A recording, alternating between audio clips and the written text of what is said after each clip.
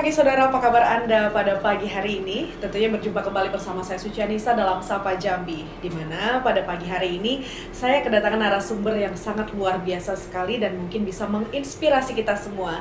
Di mana langsung saja kita sapa dulu bersama Ibu Deni Moroyati, yaitu pengrajin tas dari daun pandan. Selamat pagi Ibu. Selamat pagi.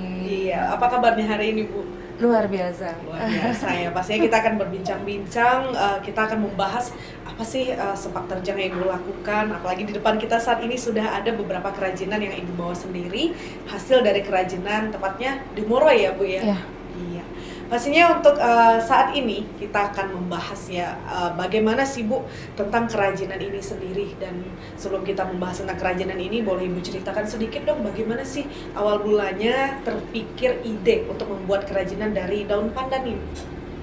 Ya, awal mulanya mungkin karena saya suka seni, suka bikin karya-karya seni sendiri gitu kan, yang lama-kelamaan sampailah membawa saya memang ke serat alam, karena memang dari kecil sering melihat di lingkungan saya itu banyak karya barang seni dan etnik.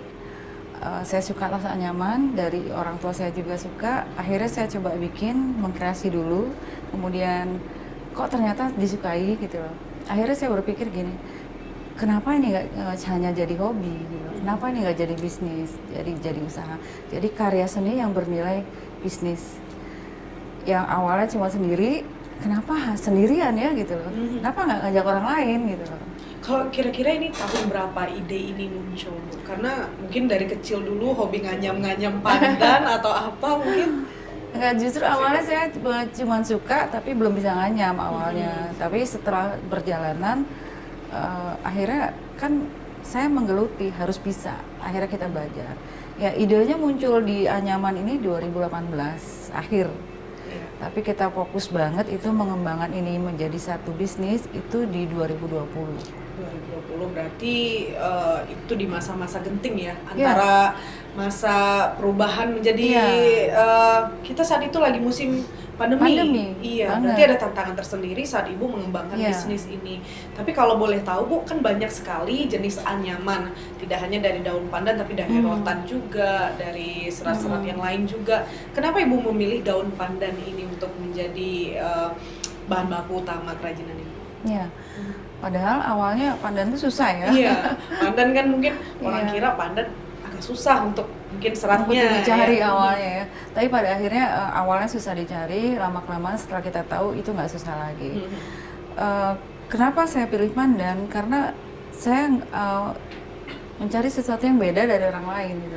Yang kebanyakan orang itu lebih sukanya kalau di daerah Jambi ya itu ke purun ya. Karena purun itu lebih mudah dicari dan membuatnya juga lebih cepat, prosesnya kita agak sedikit lebih rumit dibanding purun gitu. Namun ternyata setelah saya pelajari, saya jalani, pandan itu lebih tahan, lebih ketahanannya lebih lama gitu. Jadi akhirnya saya putuskan, wah ini banyak sekali masih yang bisa saya eksplor di pandan gitu. Kenapa enggak? Sementara tumbuhannya kan tumbuh liar. Iya. Jadi kita bisa ketemu daun pandan di mana-mana, pinggir jalan juga ada kali ya. Kita nyebutnya pandan hutan. Jadi dia tumbuhnya di semak belukar gitu lah. Oh, berarti ini tidak pandan-pandan yang khusus untuk bahan baku makanan? Oh, bukan. Enggak, beda ya. Dia agak lebih besar. Ada kriteria tertentu juga yang kita pakai itu. Misalkan ketinggiannya mungkin 1,8, lebarnya sekitar 4 jari gitu kan. Nah, itu yang udah bisa dipakai. Jadi umur sekian gitu, ada ketentuannya. Gitu, terus Bu, apakah dari awal Ibu terpikirkan ide untuk membuat kerajinan ini, bahan bakunya utama memang terpikir daun pandan dulu atau ada jenis serat lainnya sebelum Ibu memulai ke daun pandan ini? Sudah mengamati terlebih dahulu dari beberapa serat alam. Di Jambi itu sebenarnya banyak sekali serat alam. Namun seperti rotan ya, rotan itu kan bagus. Tapi jangkauan saya agak jauh.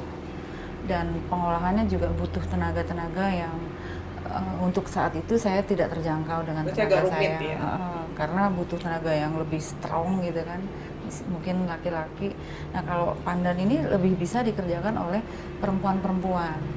Jadi orang yang paling dekat dengan saya itu adalah perempuan dan ibu rumah tangga. Makanya saya pikir lebih cocok di sini gitu loh, di pandan. Yang juga kita mendapatkannya tidak terlalu jauh gitu loh. Terus bisa diolah di mana saja, misalkan di rumah kita, di teras, di halaman gitu loh. Jadi tidak butuh tempat khusus. Tentunya butuh keahlian yang lebih spesifik ya Bu, untuk mengolah daun pandan ini menjadi sebuah hasil karya seni yang tentunya punya nilai ekonomis, pastinya ujung-ujungnya bisnis ya. Nah, apakah keahlian Ibu itu sendiri itu butuh proses juga waktu itu pastinya bersama pegawai-pegawainya ya atau karyawan pengrajin untuk membuat hasil karya Ibu ini? Itu bagaimana Bu prosesnya dari Demoroy sendiri? Oke. Kalau kita tidak menyebutnya bukan karyawan Mbak, tapi tim kerja. Nah, jadi kita lebih sama-sama gitu ya, ada kebersamaannya. Kalau karyawan kan hanya sebatas pemilik dan pekerja. Kalau ini kita memang bersama-sama dalam satu tim. Jadi saya nyebutnya tim kerja. Pastinya butuh proses dong. Karena awalnya kan memang kita nggak bisa gitu. Tapi kita akhirnya belajar cepat cari tahu dari berbagai aspek. Ikut pelatihan juga atau gimana? Ada pelatihan juga, tapi lebih banyak juga trial ya, kita uji coba sendiri, nanya juga sama masyarakat yang memang sudah lama melakukan itu. Dari yang sudah biasa mereka lakukan, kita berinovasi lagi gitu loh. Oh, yang mereka lakukan tuh begini gitu loh. Gimana kalau kita lebih persingkat gitu loh, kan mereka prosesnya lebih panjang. Ada paradigma yang mereka nggak mau lakukan. Contohnya mereka tuh mau menganyam hanya di jam-jam yang udara sejuk, misalkan setelah sholat subuh atau setelah asar gitu kan. Nah kalau di kita kan efisiensi waktu ya, jadi berarti siang kalau kita nggak boleh nganyam nanti jam produksinya banyak berkurang dong gitu kan. Akhirnya kita coba, oh nggak bisa ini, kita coba dulu di jam siang, karena kalau nganyamnya siang hari kan seratnya jadi getas, gampang putus. Itu menurut paradigma orang-orang yang udah lama melakukan, ya orang-orang yang agak di pinggiran kota ya Mbak ya. Ternyata itu bisa kita trial dan itu ternyata bisa kita hilangkan paradigma seperti itu. Nah contohnya seperti itulah Mbak. Jadi artinya kita belajar juga, berproses, trial, yang akhirnya menemukan cara yang paling efektif dan efisien gitu. Nah, terus lantas kenapa ini arah kerajinan ini bisa seperti tas ataupun dompet juga? Waktu itu waktu membuat ini apakah ada kendala tersendiri? Karena mungkin awalnya dari sukanya tas ya, dan berarti Ibu suka beli tas, hobi beli tas gitu ya? Sekarang udah nggak lagi. Dan kita kan melihat pangsa pasarnya nih. Kita melihat oh ini kayaknya dibutuhkan oleh kalangan tertentu gitu loh. Jadi rasanya kalau bikin tas akan lebih masuk gitu loh. Tapi kita juga tetap bikin tetap jenis yang lain seperti keperluan rumah tangga, kita udah mulai ada nih Mbak, cuman belum kita publish gitu loh. Berarti berawal dari hobi yang mungkin Ibu juga mengoleksi tas dulu ya. Hobi mengoleksi tas daripada mungkin cuman hobi aja, bagaimana ini bisa menjadi bisnis ya, dan juga pastinya bisa memberikan lapangan pekerjaan untuk warga sekitar. Pasti, ya Bu ya. Harus gitu. Nantinya pastinya kita akan bahas lagi lebih lanjut tentang kerajinan tangan dari daun pandan ini. Tapi sesaat lagi saudara jangan kemana-mana, tetaplah bersama kami sesaat lagi dalam Sapa Jambi.